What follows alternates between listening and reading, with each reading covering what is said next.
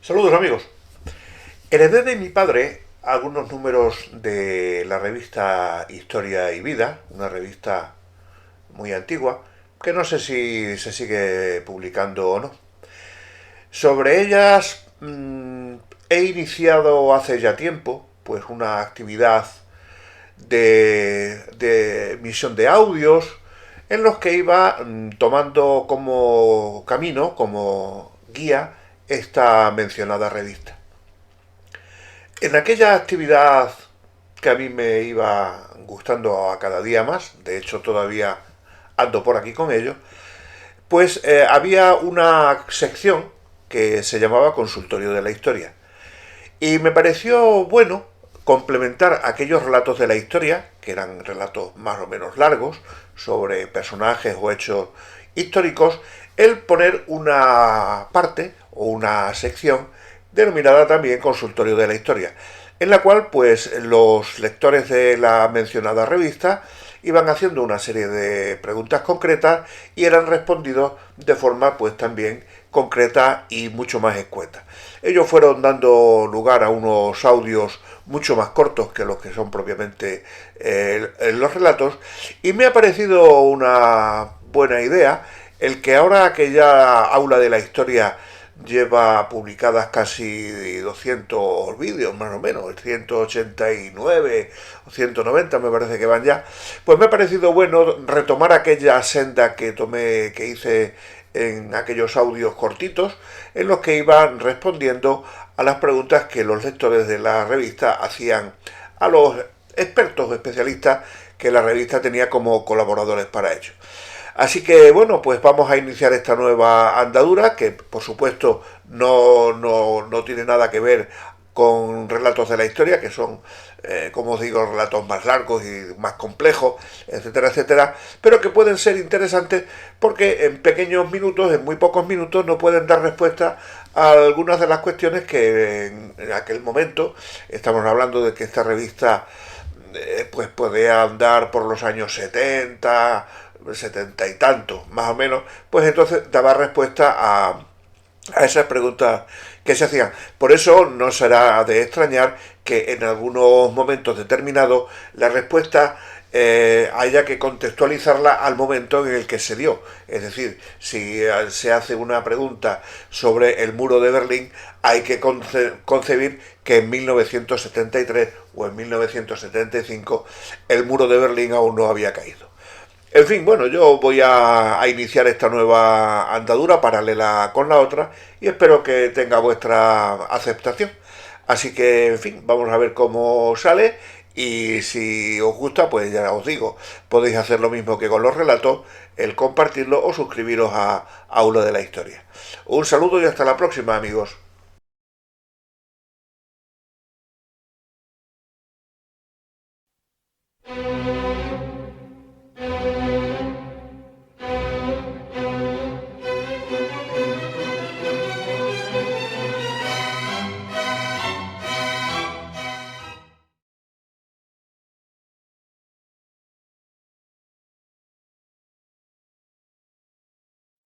Saludos amigos, bienvenidos a nuestro consultorio de la historia, que hoy va a dar respuesta a las preguntas que en su día plantearon lectores de la revista Historia y Vida, la primera de las cuales nos llega desde Logroño y la plantea Javier Matute, y a la que da respuesta Joan Cabestany. La cuestión es la siguiente. Pregunta: ¿quiénes eran los almogávares? La pregunta concreta dice así: desearía una información sobre el origen de los almogávares, admirables y originales guerreros, gracias a los cuales se prolongó por siglo y medio la vida del Imperio de Oriente. Tenía entendido que eran de procedencia pirenaico-aragonesa, zurita, pero varios autores al nombrarlos lo hacen como si fuesen catalanes, por ejemplo Muntaner, Desclot, Soldevilla y otros. La respuesta que le dan a Javier es la siguiente. No tenemos noticias de la existencia de los almogávares hasta el siglo XIII, concretamente durante el reinado de Jaime I el Conquistador. Entre los peones o tropas de infantería se citan grupos de almogávares, pero hasta el año 1275 no tenemos la primera referencia documental de que formen un grupo de soldados profesionales de infantería, especializados en la guerra contra los musulmanes. Pocos años después, marcharon a Sicilia y posteriormente a Oriente, donde escribieron las legendarias páginas de su historia. Su procedencia era muy variada, tanto geográfica como socialmente. Se trataba de una tropa muy heterogénea. En ella había aragoneses, catalanes, musulmanes e incluso castellanos del Reino de Murcia. Algunos eran segundones de familias nobles o pequeños terratenientes arruinados. En general se trataba de gentes pobres de las clases sociales más humildes. Solo de unos pocos conocemos su nombre y personalidad. El que unos autores hablen de que eran aragoneses o catalanes es accidental. Fueron catalano-aragoneses y en su proyección mediterránea actuaron y se les conoció como catalanes, pues dentro de la distribución de funciones de gobierno de los estados que formaban la Corona de Aragón, serían los países de habla catalana, Baleares, Cataluña y Valencia, y en especial sus ciudades marítimas, los que dirigieron la política marítima y de expansión mediterránea de la Corona de Aragón. La segunda de las cuestiones nos llega desde Jerez de la Frontera y la plantea Manuel Saldaña Gauche y le da respuesta a José María Sanpuig. La pregunta va referida sobre Morla y Castaños y la batalla de Bailén. La pregunta concretamente dice así: ¿cuál era la división política y militar de España en 1808? ¿Qué cargos desempeñaban en estas fechas los generales Castaños y Morla? ¿Hubo discrepancia entre ambos a raíz de la batalla de Bailén? Esta es la respuesta que le dan. Militarmente estaba España dividida en 12 capitanías generales: Andalucía, Aragón, Castilla la Vieja, Castilla la Nueva, Cataluña, Extremadura, Galicia, Costa de Granada, Guipúzcoa, Mallorca, Navarra y Valencia. Políticamente la división era más compleja. Había las intendencias: Barcelona, Zaragoza, Sevilla, etc. Los corregimientos, las alcaldías mayores y los gobernadores, además de las audiencias de Valladolid, Granada, Navarra, Galicia, Cataluña. A nivel local había regidores de consejo, alcaldes. Rebasaría los límites de esta consulta detallar la reforma administrativa en la España del siglo XVIII. Don Tomás de Morla, nacido en 1752 y muerto en 1820, había desempeñado en 1800 la Capitanía General de Andalucía y posteriormente fue inspector general de artillería y miembro del Consejo de Castilla. Estallada la Guerra de la Independencia, se puso al lado de los españoles con todo su prestigio político y militar, lo que le valió el cargo de capitán general de Andalucía en sustitución del asesinado general Solano. Don Francisco Javier Castaños, nacido en 1758 y muerto en 1852, había destacado en el Regimiento África y en las campañas del Rosellón. Ascendido a teniente general, recibió el mando del campo de Gibraltar. Durante la Guerra de la Independencia logró un ventajoso acuerdo con el gobernador británico del Peñor, Dalrymple, lo que contribuyó a que la junta formada en Sevilla le nombrara vocal de la misma y jefe superior del ejército.